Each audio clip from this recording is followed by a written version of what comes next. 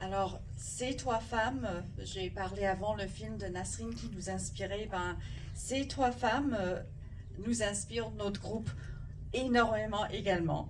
Donc, Sherazade Adib est directrice de l'OBNL Catalyst qui fait la promotion de l'avancement des femmes dans les organisations. Nima Machouf, que je crois que beaucoup de gens connaissent, Nima Machouf, femme politique, épidémiologie, chercheuse et militante de très longue date, et Hanieh Ziaye, membre de l'Observatoire sur le Moyen-Orient et l'Afrique du Nord de la chaire Raoul Dandurand à l'UQAM, experte de la société civile iranienne dans son ensemble, du mouvement des femmes, des étudiants aux pratiques de l'État iranien et sa politique domestique. Donc, comme vous voyez, elles font beaucoup de choses dans leur vie professionnelle et pendant tout ce temps-là, elles ont aussi réussi à mobiliser des milliers de personnes pour le mouvement Femmes, Vie et Liberté. Puis, elles nous en parleront ce soir de leur parcours, de ce qu'on peut faire, etc. Donc, j'aimerais commencer avec une question pour Nima Machouf. Donc, qu'est-ce qui vous a emmené à vous investir autant dans le militantisme? Parce que ça fait depuis que vous êtes très très jeune, je crois, même avant 18 ans, et ce depuis un très jeune âge. Pouvez-vous nous raconter votre parcours? C'est très difficile de parler après avoir écouté ce film. Comme vous avez bien vu, nos Mandela sont en prison et on espère bien qu'elles vont sortir, elles et ils vont sortir bientôt. Alors, pour répondre à votre question, dans le fond, moi, je n'ai aucun mérite. Je viens d'une famille de militants, je viens d'une famille où mon père et ma mère étaient très actifs politiquement. Et dès notre jeune âge, ils nous ont familiarisés avec la justice, avec la notion de la justice, avec la notion des droits. Je me souviens, on était très jeunes, nous, pour réclamer le droit d'aller à la piscine, on organisait une manifestation autour de la table de la cuisine pour pouvoir aller à la piscine. Et donc, on a grandi comme ça. Mes parents étaient impliqués dans le mouvement contre le Shah, donc contre la dictature en Iran. Mais ma mère, surtout, était beaucoup impliquée dans le mouvement féministe aussi au Québec. Donc, la lutte pour l'obtention des garderies, la lutte pour la syndicalisation, les droits des femmes. Ici au Québec, on l'a vécu aussi. Et donc, moi, finalement, j'ai aucun mérite. Je suis tombée dedans comme Obélix quand j'étais enfant. C'est super. Il faudrait qu'on fasse une grosse caldron pour tout le monde, pour que tout le monde tombe dedans. Alors, Sherazade Adib, donc vous êtes né en Iran et arrivé au Canada il y a une vingtaine d'années, je crois. Et selon votre expérience, quelle est l'utilité de militer ici à Montréal et ailleurs dans le monde, à l'extérieur de l'Iran? Quel est l'impact en Iran de ces actions? Est-ce qu'il y en a? Et les citoyens du monde peuvent-ils ou elles avoir un rôle à jouer? Est-ce que je peux faire un petit sondage? D'abord, je suis curieuse de savoir dans la salle, est-ce que vous pouvez lever la main si vous n'êtes pas né en Iran ou si vous n'êtes pas d'origine iranienne? Ah, quand même. Super. C'est vraiment difficile, Nima l'a dit, de parler après le film. Moi, quand je vois ce genre de film, ce qui se passe en Iran, j'ai juste envie de crier. Je pense qu'il y a vraiment, on est vraiment en colère, puis la colère se sent aussi dans notre mouvement. C'est drôle parce que je la regarde, cette femme, c'est une avocate dans un pays qui n'est pas un état de droit. Alors, elle essaie de trouver les arguments, mais il n'y a pas d'arguments à trouver avec des intégristes religieux qui sont juste redevables à Dieu, dans le fond. Il n'y a pas de conversation à avoir. Et je pense que c'est là aussi où est rendu un peu la société iranienne. Il n'y a pas de dialogue possible avec ces gens-là. Et il faut quand même dire qu'aujourd'hui, c'est quand même une belle journée pour notre communauté parce que le régime islamique a été expulsé de la Commission des droits de la femme des Nations Unies. Aujourd'hui, j'ai crié mes deux joies ce matin, puis je l'ai vraiment regardé aussi en direct. C'est vraiment un moment historique.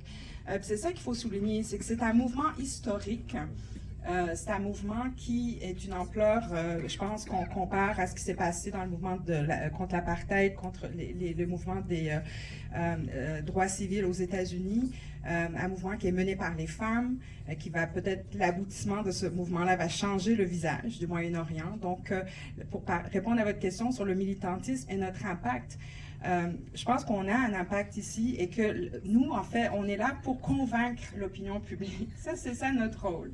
On est là pour convaincre puis créer un peu l'acceptabilité aussi autour de ce projet, qui est un projet révolutionnaire. Et là, dans le fond, moi, je me rends compte qu'on fait face à beaucoup, beaucoup de barrières. En fait, je l'ai vu dès le début du mouvement, quand Mahsa Amini a été assassiné. 2 jours après, le président iranien, enfin le président entre guillemets, qui serrait la main du président Macron. Et à ce moment-là, moi, c'est vraiment, ça m'a mis très en colère, puis j'ai réalisé le chemin qui nous attendait, tout ce qu'il fallait faire pour convaincre la société d'ici, parce que il y a quoi? Il y a la peur de l'islamophobie, il y a tous les préjugés qu'on a sur les gens du Moyen-Orient. On est tous des musulmans. En fait, on est vraiment comme notre identité, c'est notre religion. Hein. Puis ça, c'est un mouvement qui est un peu contre en fait, qui rejette un peu la religion aussi. Puis on se bat aussi contre le lobby conservateur iranien qui est très présent ici dans nos sociétés. Un peu partout, des universitaires, ils ont l'air de nous tous là, mais ils défendent dans le fond le régime, le fait qu'il faut dialoguer avec le régime, tout ça. Donc oui, on a un rôle à jouer et je pense que notre rôle, c'est ça, c'est de convaincre puis d'aller chercher cette acceptabilité-là pour que, dans le fond, on puisse demander des choses au gouvernement, comme le fait d'expulser les diplomates, geler les avoirs, puis tout ça, là. C'est sur ça qu'on travaille, notre mouvement. Attends, on en parlera plus après, parce que c'est très intéressant, parce qu'on veut faire quelque chose. Donc, Hanieh Ziaye, donc les femmes et les filles d'Iran, on le voit dans le film, utilisent courageusement les médias sociaux aussi, et d'autres outils numériques pour diffuser leurs messages au monde entier. Alors que les autorités iraniennes et leurs partisans abusent de ces mêmes technologies contre elles, propageant des campagnes coordonnées de harcèlement, d'abus et de désinformation en ligne destinées à les discréditer et à faire taire leurs protestations. Comment la société civile en Iran s'organise-t-elle pour contrer ces violences? Alors, l'espace virtuel c'est notre actualité. Hein. On parle de la génération Z, on parle de la génération 2.0. Et c'est vrai que les Iraniens, que ce soit à l'intérieur ou à l'extérieur, sont très très présents. D'ailleurs, je ne sais pas si vous savez, mais le persan, par exemple, arrive entre la 3e, 4e langue parlée dans le cyberespace. Donc les Iraniens sont très très connectés. Alors c'est toute la contradiction dans un pays où on coupe Internet à l'échelle du pays à plusieurs reprises, surtout quand justement il y a des mobilisations, des manifestations. Cet espace virtuel est évidemment à double tranchant parce que, évidemment, on l'a vu, c'était déjà le cas pendant le mouvement vert en juin 2009. Si en fait cet espace virtuel était devenu un outil justement pour diffuser, pour échanger l'information et pour montrer surtout, je pense aujourd'hui, on est dans la continuité de montrer véritablement le visage de la répression iranienne. Et je pense que depuis le mois de septembre, ce qu'on est en train de voir, et c'est peut-être aussi finalement, il ne faut pas non plus donner trop de pouvoir aux réseaux sociaux, mais quand même dans le cas iranien, c'est assez intéressant parce que finalement, à partir depuis ces derniers mois, on voit que l'Iran n'aura plus jamais la même image. On ne va plus regarder, je pense, et ça c'est une question que je pose aussi, je pense à l'audience, et surtout les personnes, les non-iraniens, on ne regarde plus l'Iran comme avant. Nasrin Sotoudeh, dans ce documentaire, ça a été souligné, le fait de dire finalement qu'il faut vraiment séparer une société civile, vous voyez, composée d'avocates, de militants, de militantes, d'artistes, des défenseurs de droits humains face à une société, face à un État islamique. Et évidemment, pourquoi ça a double tranchant? Parce que si ces sociétés civiles utilisent ces réseaux sociaux pour diffuser, pour essayer d'échanger leurs informations, on voit aussi que, évidemment, les autorités iraniennes aussi sont très présentes. La plupart de ces dirigeants tweetent, ils ont des pages Facebook, ils utilisent aussi ces outils comme étant un outil de propagande. On a vu aussi que de quelle manière ils essayent aussi, ils avaient lancé par exemple la campagne en 97, j'enregistre mon blog, ils avaient invité justement les jeunes Iraniens à enregistrer leur blog, justement à des fins de contrôle et de surveillance.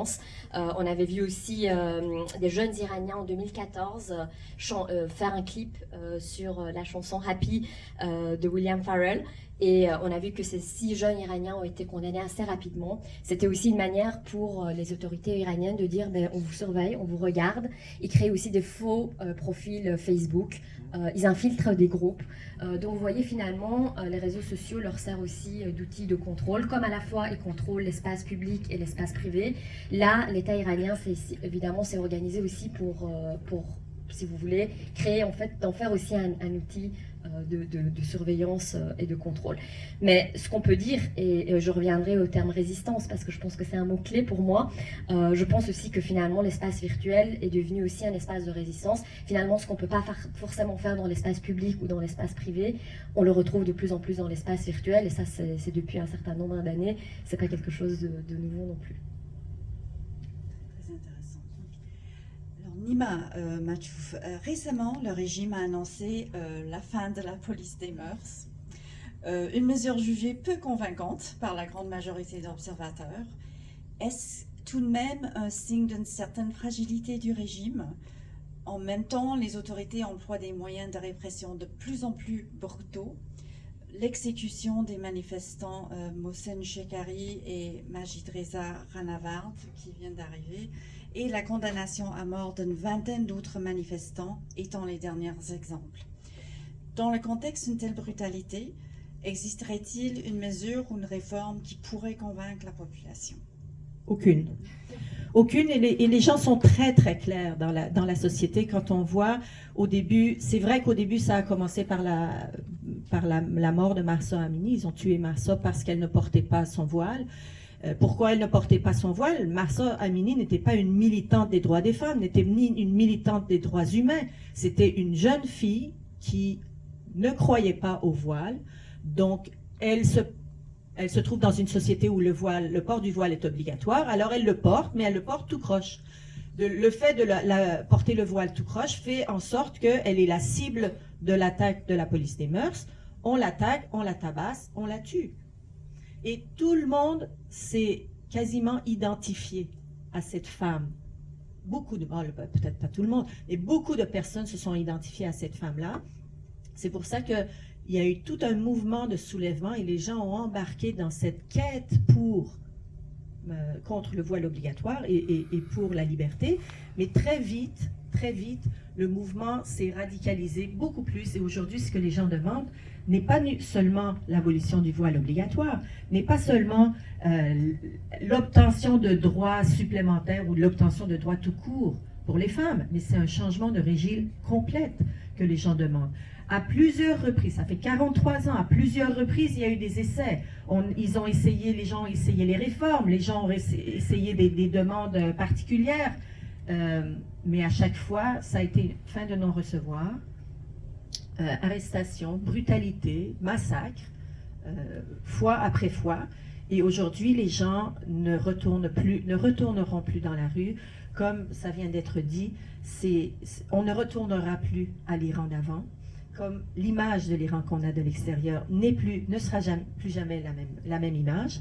Et malgré la brutalité, malgré le fait qu'ils ont déjà tué au-delà de 500 personnes dans les manifestations, malgré le fait qu'ils ont déjà arrêté au-delà de 15 000 personnes à partir des manifestations qui sont en prison, malgré le fait que le Parlement iranien a demandé à ce que toutes les personnes manifestées soient passibles de peine de mort, et malgré le fait qu'ils ont commencé à exécuter les personnes détenues, les gens sont dans la rue.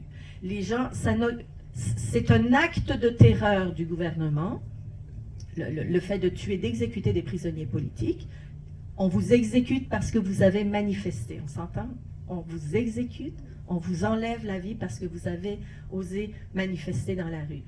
Normalement, ça devrait causer de la terreur. C'est pour ça que le gouvernement le fait, pour que les gens retournent à la maison. Mais chaque personne pendue, chaque personne arrêtée augmente la rage, augmente la colère, et les gens continuent la bataille. Donc, les gens ont réalisé que les réformes ne sont plus... C'est pas ça qu'ils veulent. C'est pas assez. Ils n'arriveront pas à leur fin. Ils n'arriveront pas à acquérir la liberté avec les réformes.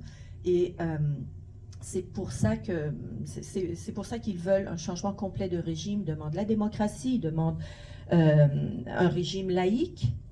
Et ils ne vont pas retourner à la maison. Je ne sais pas si j'ai répondu à votre question. C'est excellent. Oui. Oui,